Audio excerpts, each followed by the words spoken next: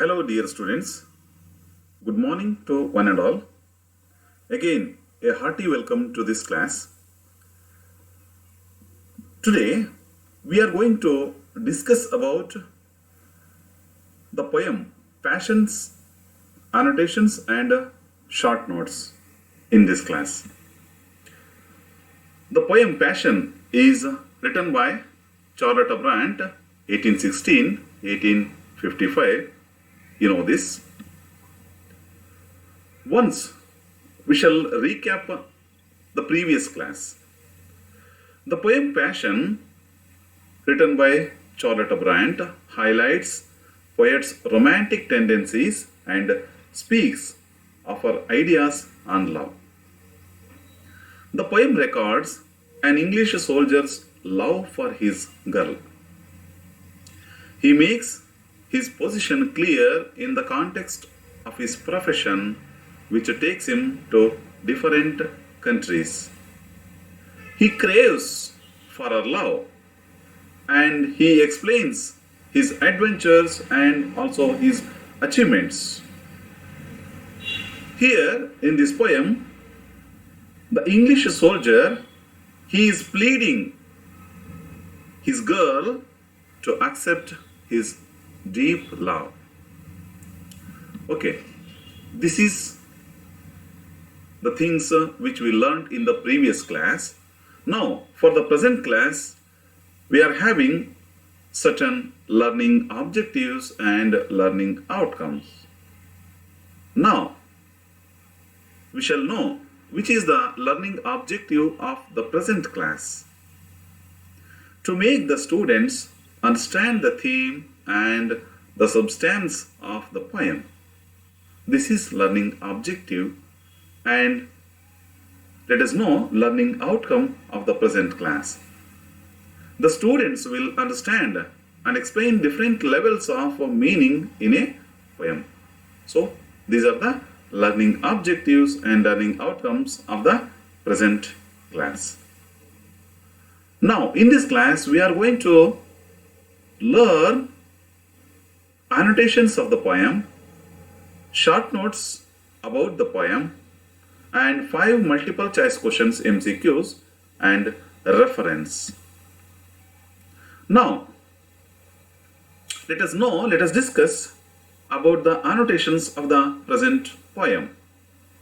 The first annotation is like this. Could I gain thy love tonight, I would hazard death tomorrow. I am repeating. Could I gain thy love tonight, I would hazard death tomorrow. ನಮ್ಗೆ ಗೊತ್ತಿದೆ, ನಿನ್ನ ಪ್ರೀತಿ ಇವತ್ತು ಸಿಕ್ಕರೆ ನಾಳೆ ನಾನು ಸಾಯಲಿಕ್ಕೂ ಸಿದ್ಧವಾಗಿದ್ದೀನಿ.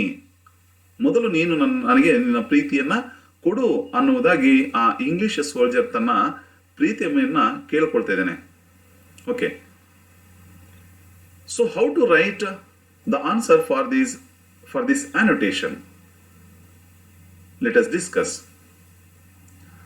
You should begin the sentence like this.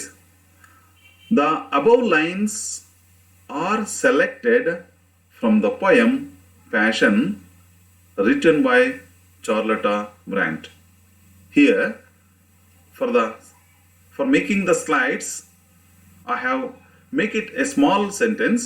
So you should write in a complete sentence like this. The above annotation or the above lines are selected from the poem Passion, written by Charlotte Brant. In this love poem, soldier expresses his deep love for his girl. ನಮ್ಗೆ ಗೊತ್ತಿದೆ, ಈ ಮೇಲಿನ ಸಾಲುಗಳನ್ನ ಅಥವಾ ಈ ಮೇಲಿನ ಅನೋಟೇಷನ್ಸ್ ಅನ್ನ passion ಎನ್ನುವ ಪದ್ಯದಿಂದ ಆಯ್ಕೆ ಮಾಡಲಾಗಿದೆ. ಇದನ್ನು ಬರೆದವರು ಚಾರ್ಲಟ್ ಬ್ರ್ಯಾಂಟ್. ಸೊ ಹೀಗೆ ಬರೆದಾಗ ನೀವು ಪದ್ಯದ ಹೆಸರನ್ನ ಬರೆದಾಗ ಮತ್ತು ಕವಿಯ ಹೆಸರನ್ನ ಬರೆದಾಗ ನೀವು ಪರೀಕ್ಷೆಯಲ್ಲಿ 2 ಅಂಕಗಳನ್ನ ಸಲೀಸಾಗಿ ತಗೋತೀರಿ. ಹಾಗೆ ಈ ಒಂದು ಆನೋಟೇಷನ್ ಕುರಿತಾಗಿ ನೀವು ಅಷ್ಟು ಕೆಲವು ಸಾಲುಗಳಲ್ಲಿ ಹೇಳಬೇಕಾಗುತ್ತೆ. In this love poem soldier expresses his deep love for his girl. ಅದು ನಿಮ್ಗೆ ಗೊತ್ತೇ ಇದೆ. ಆ ಇಂಗ್ಲಿಷ್ ಸೋಲ್ಜರ್ ತನ್ನ ಅಪಾರವಾದ ಪ್ರೀತಿಯನ್ನ, ಆಳವಾದ ಪ್ರೀತಿಯನ್ನ ತನ್ನ ಪ್ರಿಯತೆಮೆಯ ಮುಂದೆ ವ್ಯಕ್ತಪಡಿಸ್ತಾ ಇದ್ದಾನೆ. ಅವನು ಹೇಳ್ತಾನೆ, some people get wild happiness by facing wilder sorrow. ಕೆಲವು ಜನ ಅತ್ಯಂತ ಸಂತೋಷವನ್ನು ಪಡಿಬೇಕಾದ್ರೆ ಅತ್ಯಂತ ಹೆಚ್ಚಿನ ದುಃಖವನ್ನ ಅವರು ಎದುರಿಸಿದರೆ ಅನ್ನೋದಾಗಿ ಹೇಳ್ತಾನೆ. If he gets her love that night he would face death next day. ಇಂದು ರಾತ್ರಿಯ ಒಳಗೆ ನಿನ್ನ ಪ್ರೀತಿ ನನಗೆ ಸಿಕ್ಕಿದ್ದೆ ಆದರೆ ನಾಳೆ ನಾನು ಯುದ್ಧ ಭೂಮಿಯಲ್ಲಿ ರಣರಂಗದಲ್ಲಿ ಹೋರಾಡಿ ಸಾಯಲು ಸಿದ್ಧ. ನಾನು ಸಾಯುವುದಕ್ಕಿಂತ ಮುಂಚೆ ನಿನ್ನ ಪ್ರೀತಿ ನನಗೆ ಸಿಗಬೇಕು ಅನ್ನುವುದಾಗಿ ಹೇಳ್ತಾನೆ. If he gets her love that night he would face death next day. That is about the first annotation. Now let us move to the second annotation. Second annotation is like this. Could I deem that thou would weep to hear my perils told? Again, I am repeating the second annotation. Could I deem that thou would weep to hear my perils told?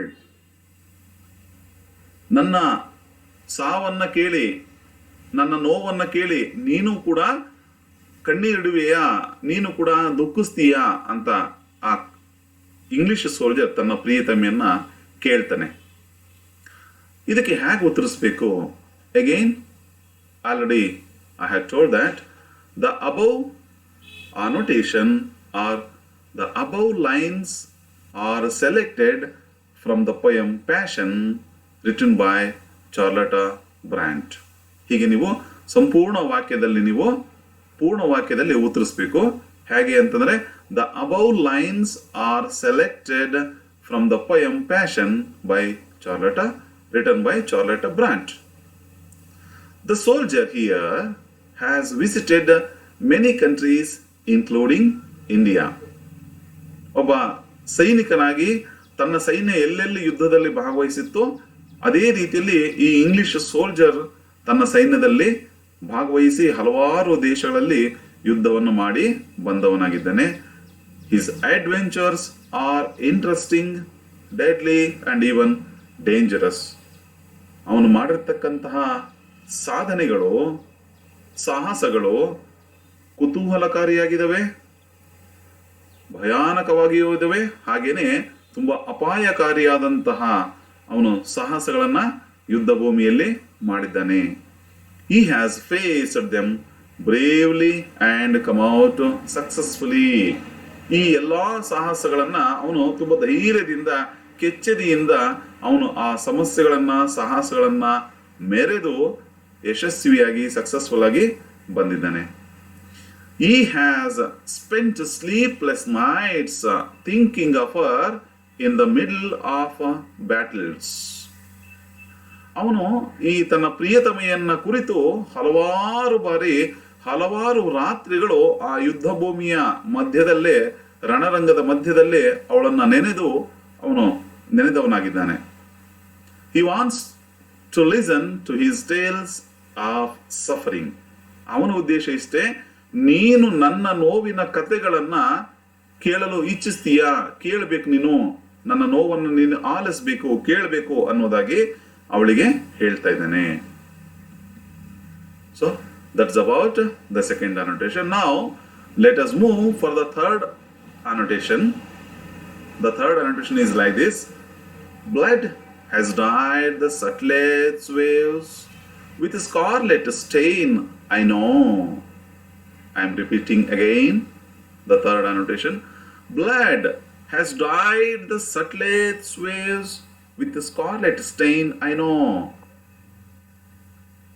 ಆ ಸಟ್ಲೇಜ್ ನದಿಯ ದಂಡೆಯ ಮೇಲೆ ಯುದ್ಧ ಮಾಡುವಂತಹ ಸಂದರ್ಭದಲ್ಲಿ ಆ ಮಡಿದಂತಹ ಸೈನಿಕರ ರಕ್ತವು ಕೂಡ ಆ ನದಿಯ ನೀರಿನಲ್ಲಿ ಬೆರೆತಾಗ ನದಿಯ ನೀರಿನ ಬಣ್ಣ ಕೆಂಪು ಬಣ್ಣಕ್ಕೆ ತಿರುಗಿದೆ ಅನ್ನೋದಾಗಿ ಹೇಳ್ತಾ ಇದ್ದೇನೆ. Then, how to write the answer for this annotation? As already I have told, the above lines are selected from the poem Passion written by Charlotte Brant. The soldier in this poem is on his way to India to participate in the battlefield. The wars are fought on the banks of river Sutlej. ಭಾರತದಲ್ಲಿ ಹರಿತಕ್ಕಂತಹ ಸಟ್ಲೇಜ್ ನದಿಯ ದಂಡೆಯ ಮೇಲೆ ಯುದ್ಧ ನಡೀತಾ ಇದೆ. ಆ ಯುದ್ಧದಲ್ಲಿ ಭಾಗವಹಿಸಲಿಕ್ಕೆ ಈ ಸೈನಿಕ ಹೊರಟಿದ್ದಾನೆ. Blood of the soldiers died will colour the river water. ಅಲ್ಲಿ ಮಡಿದಂತಹ ಯುದ್ಧದಲ್ಲಿ ಮಡಿದಂತಹ ಸೈನಿಕರ ರಕ್ತವು ಆ ಸಟ್ಲೇಜ್ ನದಿಯ ನೀರನ್ನ ಕೆಂಪಾಗಿಸಿದ್ದಾವೆ.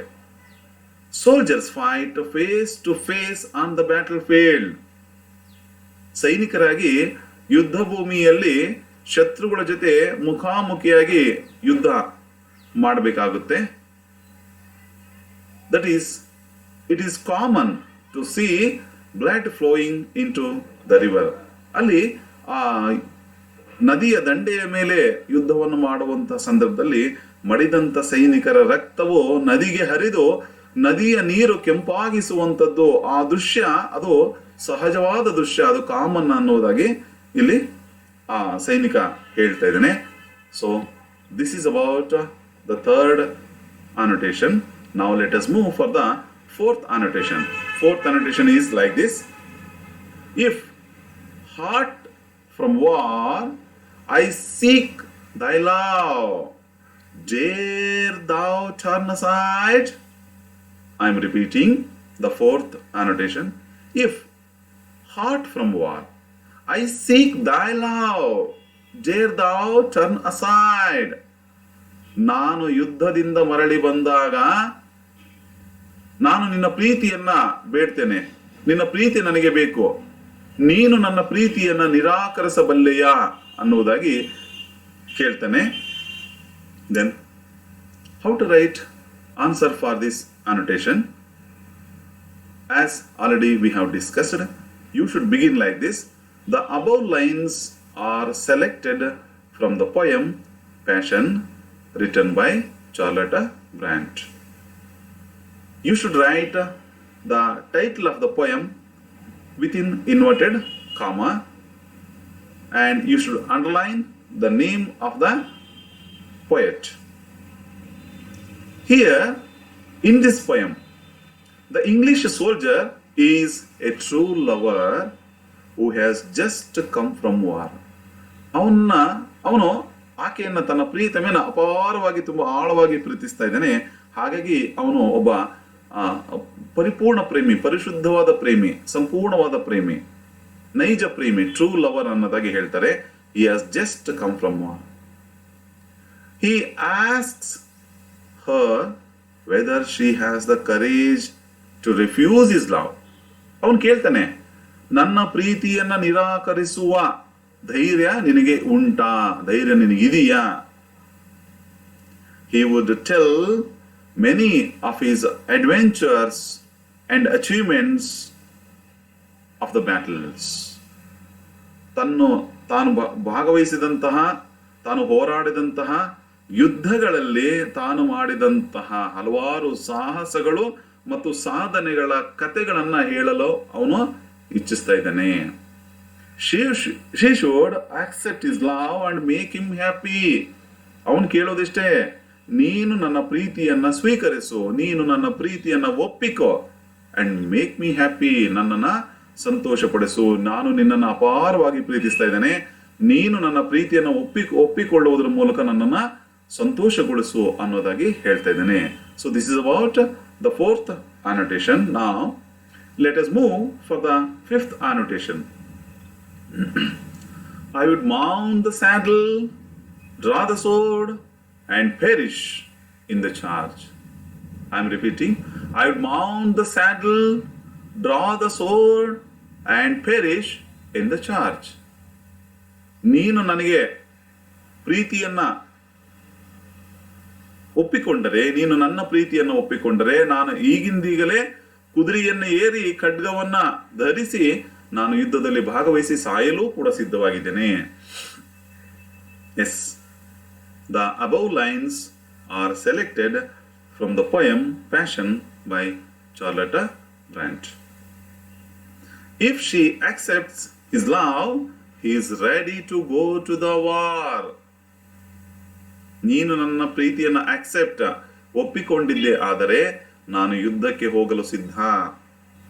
If her consent is given, he would win in the battle, in the war. ನೀನು ಒಪ್ಪಿಗೆಯನ್ನು ನೀಡಿದ್ದೆ ಆದರೆ ನಾನು ಯುದ್ಧದಲ್ಲಿ ಗೆಲ್ಲಲು ಸಾಧ್ಯವಾಗುತ್ತೆ, ಗೆಲ್ಲಬಲ್ಲೆ. If she refuses, he would mount the saddle, draw his sword and would die in the war. ನೀನು ಒಂದು ವೇಳೆ ನನ್ನ ಪ್ರೀತಿಯನ್ನ ತಿರಸ್ಕಾರ ಮಾಡಿದ್ದೆ ಆದಲ್ಲಿ ನಾನು ಕುದುರೆಯನ್ನ ಏರಿ ಖಡ್ಗವನ್ನ ತಗೊಂಡು ಯುದ್ಧದಲ್ಲಿ ಹೋಗಿ ಸಾಯಲು ನಾನು ಸಿದ್ಧ, ಸತ್ತು ಹೋಗ್ತೀನಿ. He threatens her in these words. ಈ ಸಾಲುಗಳ ಮೂಲಕ ಆ ಇಂಗ್ಲಿಷ್ ಸೋಲ್ಜರ್ ತನ್ನ ಪ್ರಿಯತಮೆಯನ್ನ ಒಂದು ರೀತಿಯಲ್ಲಿ ಹೆದರಿಸ್ತಾ ಇದ್ದೇನೆ, ಭಯಪಡಿಸ್ತಾ ಇದ್ದೇನೆ. ನೀನು ನನ್ನ ಪ್ರೀತಿಯನ್ನ ಒಪ್ಪಿಕೋ, ಇಲ್ಲ ಅಂದ್ರೆ ನಾನು ಯುದ್ಧದಲ್ಲಿ ಹೋಗಿ ಸತ್ತು ಹೋಗ್ತೀನಿ ಅನ್ನೋದಾಗಿ ಹೇಳ್ತಾ ಇದ್ದೇನೆ. So this is about the fifth annotation. Now let us discuss short notes of the poem Passion. The first short notes question is like this: how does the soldier express his deep love for his girl in the poem Passion? ಈ passion ಅಂತಕ್ಕಂಥ ಪದ್ಯದಲ್ಲಿ English soldier ತನ್ನ ಅಪಾರವಾದ ಪ್ರೀತಿಯನ್ನ ತನ್ನ ಪ್ರೇಯಸಿಗೆ ಹೇಗೆ ವ್ಯಕ್ತಪಡಿಸ್ತಾನೆ ಅನ್ನೋದಾಗಿ ಪ್ರಶ್ನೆ. The poem Passion is a dramatic monologue. ಅದು ನಿಮ್ಗೆ ಗೊತ್ತೇ ಇದೆ. In this poem the girl is a silent listener. ಹಾಗಾಗಿ ಆ ಇಂಗ್ಲಿಷ್ ಸೋಲ್ಜರ್ ಅಷ್ಟೇ ತನ್ನ ಪ್ರೀತಿಯ ಕುರಿತಾಗಿ ಹೇಳ್ತಾ ಹೋಗ್ತಾನೆ, ಅವನೊಬ್ಬನೇ ಈ ಪದ್ಯದಲ್ಲಿ ಮಾತಾಡ್ತಾ ಹೋಗ್ತಾನೆ. ಹಾಗಾಗಿ ಇಂತಹ ಪದ್ಯವನ್ನ ಡ್ರಾಮ್ಯಾಟಿಕ್ ಮೊನೋಲಾಗ್ ಅಂತ ಹೇಳ್ತೀವಿ. The poem Passion is a dramatic monologue. The English soldier expresses his love to his girl in many ways. ಹಲವಾರು ವಿಧಗಳಲ್ಲಿ ತನ್ನ ಪ್ರೀತಿಯನ್ನ ಅವನು ಹೇಳ್ಕೊಳ್ತಾನೆ, ವ್ಯಕ್ತಪಡಿಸ್ತಾನೆ. The girl in this poem is a silent listener. ಈಗಾಗಲೇ ನಾವು ಹೇಳಿದೀವಿ, ಈ ಪದ್ಯದಲ್ಲಿ ಬರ್ತಕ್ಕಂಥ ಅವನ ಪ್ರಿಯತಮೆ ಕೇವಲ ಸೈಲೆಂಟ್ ಲಿಸನರ್, ತುಂಬಾ ನಿಶಬ್ದವಾಗಿ ಕೇಳಿಸ್ಕೋತಾ ಇದ್ದಾಳೆ, ಅವನು ಹೇಳ್ತಾ ಇದ್ದಾನೆ. The English soldier he has fought in many battles in India and elsewhere. ಈ ಪದ್ಯದಲ್ಲಿ ಬರ್ತಕ್ಕಂತಹ ಇಂಗ್ಲಿಷ್ ಸೋಲ್ಜರ್ ಭಾರತ ಮತ್ತು ಪ್ರಪಂಚದ ಇತರೆ ಭಾಗಗಳಲ್ಲಿ ಹಲವಾರು ಯುದ್ಧಗಳಲ್ಲಿ ಅವನು ಭಾಗವಹಿಸಿರ್ತಕ್ಕಂಥ ಒಬ್ಬ ಸೈನಿಕನಾಗಿದ್ದಾನೆ. And this soldier he has killed enemies, faced troubles and difficult days. ಆ ಯುದ್ಧದಲ್ಲಿ ಭಾಗವಹಿಸುವಂತಹ ಸಂದರ್ಭದಲ್ಲಿ ಭಾಗವಹಿಸಿದ್ದಾಗ ಅವನು ಹಲವಾರು ಶತ್ರುಗಳನ್ನ ಅವನು ಸಾಯಿಸಿದ್ದಾನೆ, ಕೊಂದಿದ್ದಾನೆ, ಹಲವಾರು ಸಮಸ್ಯೆಗಳನ್ನ ಎದುರಿಸಿದ್ದಾನೆ, ಹಾಗೂ ತುಂಬಾ ಕಷ್ಟಕರವಾದ ದಿನಗಳನ್ನು ಸಹ ಅವನು ಕಂಡಿದ್ದಾನೆ. Now he says that now time has come to make love and settle down in life. ಈಗ ನನಗೆ ಜೀವನದಲ್ಲಿ ಸಮಯ ಸಿಕ್ಕಿದೆ, ಆ ಸಮಯ ಬಂದಿದೆ, ನಿನಗೆ ನನ್ನ ಪ್ರೀತಿಯನ್ನ ನಿವೇದಿಸಿಕೊಳ್ತಾ ಇದ್ದೇನೆ, ನೀನು ನನ್ನ ಪ್ರೀತಿಯನ್ನ ಒಪ್ಪಿಕೋ, ಅದರ ಮೂಲಕ ನಾನು ಜೀವನದಲ್ಲಿ ಇಲ್ಲೇ ಸೆಟ್ಲ್ ಆಗ್ಬೇಕು ಅಂತಿದ್ದೀನಿ, ಜೀವನದಲ್ಲಿ ಎಲ್ಲರೂ ಒಂದ್ ಕಡೆ ನಾನು ನಿಲ್ಬೇಕಂತಿದ್ದೀನಿ, ಸಾಕು ಯುದ್ಧ ಭೂಮಿಯಲ್ಲಿ ಭಾಗವಹಿಸಿದ್ದು ಅನ್ನೋದಾಗಿ ಹೇಳ್ತಾ ಇದ್ದೇನೆ. The brave have wild delight by facing wilder sorrow. ಅಲ್ಲಿ ಹೇಳ್ತಾನೆ ಕವಿ, ಸೋಲ್ಜರ್ ಹೇಳ್ತಾನೆ, The brave have wild delight by facing wilder sorrow. ಅತ್ಯಂತ ಉನ್ಮಾದದ ಸಂತೋಷವನ್ನ ಅನುಭವಿಸಬೇಕಾದ್ರೆ ನೀನು ಅತ್ಯಂತ ಹೆಚ್ಚು ನೋವನ್ನ ಅನುಭವಿಸಬೇಕಾಗುತ್ತೆ. If he gains consent that night, he would face death next day. ಇವತ್ತು ರಾತ್ರಿ ಒಳಗೆ ನನಗೆ ನೀನು ಪ್ರೀತಿಯನ್ನ ಕೊಟ್ಟಿದ್ದೆ ಆದ್ರೆ, ಪ್ರೀತಿಯನ್ನ ಒಪ್ಪಿಕೊಂಡಿದ್ದೆ ಆದ್ರೆ, ನಾಳೆ ನಾನು ಸಾಯಲು ಸಿದ್ಧ ಅನ್ನೋದಾಗಿ ಆ ಇಂಗ್ಲಿಷ್ ಸೋಲ್ಜರ್ ಹೇಳ್ತಾ ಇದ್ದಾನೆ. This English soldier has faced many dangers in the battle field. ಹಲವಾರು ಅಪಾಯಗಳನ್ನ ಎದುರಿಸಿದ್ದೀನಿ ಅಂತ ಹೇಳ್ತಾನೆ. ಇಫ್ ಈ goes on telling the same she would weep. ತಾನು ಪಟ್ಟಂತಹ ನೋವುಗಳನ್ನ, ತಾನು ಎದುರಿಸಿದಂತಹ ಅಪಾಯಗಳನ್ನ ಹೇಳ್ತಾ ಹೋದ್ರೆ ಅವಳು ಖಂಡಿತವಾಗ್ಲೂ ಕಣ್ಣೀರನ್ನ ಸುರಿಸ್ತಾಳೆ ಅನ್ನೋದಾಗಿ ಆ ಸೋಲ್ಜರ್ ಹೇಳ್ತಾನೆ. The military trumpet sound invites him to join the front. ಅವನು ಹೇಳ್ತಾನೆ, ಅಲ್ಲಿ ನೋಡು, ಆ ಯುದ್ಧದ ಸೈನ್ಯದ ಕಹಳೆ ಮೊಳಗುತ್ತಾ ಇದೆ, ನಾನೀಗ ನನ್ನ ಸೈನ್ಯವನ್ನ ನಾನು ಸೇರ್ಬೇಕಾಗಿದೆ. He has to go to the battlefield on the banks of Sutlej. ಭಾರತದ ಸಟ್ಲೇಜ್ ನದಿಯ ದಂಡೆಯ ಮೇಲೆ ಯುದ್ಧ ಆಗ್ತಿದೆ, ನಾನು ಹೋಗಿ ಆ ಯುದ್ಧದಲ್ಲಿ ಪಾಲ್ಗೊಳ್ಳಬೇಕು. He has seen dead bodies buried on the banks of Indus. Indus ನದಿ ಅಂದ್ರೆ ನಾವು ಸಿಂಧೂ ನದಿ ಅಂತ ಏನ್ ಕರಿತೀವಿ, ಆ ಸಿಂಧೂ ನದಿಯ ದಂಡೆಯ ಮೇಲೆ ಹಲವಾರು ಸತ್ತಂತಹ ಸೈನಿಕರ ಶವಗಳನ್ನ ಅಲ್ಲಿ ಆ ದಂಡೆಯ ಮೇಲೆ ಹೂಳಲಾಗಿದೆ. Love and passion have made his arm strong. ಅವಳ ಮೇಲಿರುವಂತಹ ಅಪಾರವಾದ ಪ್ರೀತಿ ಮತ್ತೆ ವ್ಯಾಮೋಹ ಅಂತ ಏನ್ ಹೇಳ್ತೀವಿ, ಅವು ಈತನನ್ನ, ಈ ಸೈನಿಕರನ್ನ ತುಂಬಾ ಗಟ್ಟಿಮುಟ್ಟಾಗಿಸಿದೆ, ಇವನ ಒಂದು ತೋಳುಗಳನ್ನ. He is reading his triumph in her eyes. ಅವನು ಹೇಳ್ತಾನೆ, ಸೈನಿಕ, ನಿನ್ನ ಕಣ್ಣುಗಳಲ್ಲಿ ನನಗೆ ಜಯವು ಕಾಣ್ತಾ ಇದೆ, ಗೆಲುವು ಕಾಣ್ತಾ ಇದೆ, ವಿಜಯ ಅನ್ನೋದು ನಿನ್ನ ಕಣ್ಣುಗಳಲ್ಲಿ ನಾನು ನೋಡ್ತಾ ಇದ್ದೀನಿ. Best moment is when love is crowned with sweet reward. ಯಾವಾಗ ಪ್ರೀತಿ ಒಪ್ಪಿಕೊಳ್ತಾಳವಳು, ಅದೇ ಸಾಕು ನನಗೆ ತುಂಬಾ ಸಂತೋಷದ ಅಥವಾ ಸಿಹಿಯಾದ ಮಧುರವಾದ ಒಂದು ನೆನಪು ಅನ್ನೋದಾಗಿ ಹೇಳ್ತಾ ಇದ್ದಾನೆ. He is ready to mount the saddle, draw the sword and go. ನೀನು ನನ್ನ ಪ್ರೀತಿಯನ್ನ ಒಪ್ಪಿಕೊಂಡ್ರೆ ಪರವಾಗಿಲ್ಲ, ಒಪ್ಪಿಕೊಳ್ಳದೆ ಹೋದ್ರೆ ನಾನು ಯುದ್ಧದಲ್ಲಿ ಭಾಗವಹಿಸಿ ಅಲ್ಲಿ ಸಾಯಲು ನಾನು ಗೋ ಅವೇ, ಸಾಯಲು ಸಿದ್ಧ. He pleads before her to give her consent and accept him. ಅವನು ಬೇಡಿಕೊಳ್ತಾ ಇದ್ದಾನೆ, ನಿವೇದಿಸಿಕೊಳ್ತಾ ಇದ್ದಾನೆ, ನೀನು ನನ್ನ ಪ್ರೀತಿಯನ್ನು ಒಪ್ಪಿಕೋ, ಸ್ವೀಕರಿಸು. He has opened his heart before her. ತನ್ನ ಇಡೀ ಹೃದಯವನ್ನೇ ತೆರೆದು ಅವಳಿಗೆ ಆ ಹೃದಯವನ್ನೇ ಬಗೆದು ತೋರಿಸ್ತಾ ಇದ್ದಾನೆ, ನನ್ನ ಪ್ರೀತಿ ಎಷ್ಟು ಪರಿಶುದ್ಧ, ನಿನ್ನ ಮೇಲೆ ನನ್ನ ಅಪಾರವಾದ ಪ್ರೀತಿಯನ್ನು ಇಟ್ಕೊಂಡಿದ್ದೀನಿ ಅಂತ. She has to show her great quality by accepting his love. ಆ ಸೈನಿಕ ಹೇಳೋದಿಷ್ಟೇ, ನೀನು ನನ್ನ ಪ್ರೀತಿಯನ್ನ ಒಪ್ಪಿಕೊಳ್ಳುವುದರ ಮೂಲಕ ನಿನ್ನ ಒಂದು ಉನ್ನತ ಗುಣವನ್ನು ನೀನು ತೋರಿಸು. So that's about short notes. Here there are 5 multiple choice questions. Multiple choice question number 1.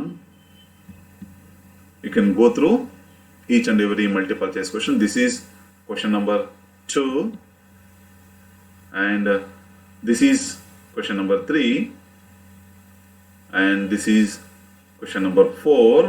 And for each question, answer is given below of the question. There are 4 options. One answer is given. This is question number 5.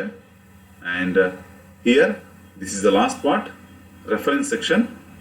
And so this is about the poem Passion by Charlotte Brant. Thank you, one and all.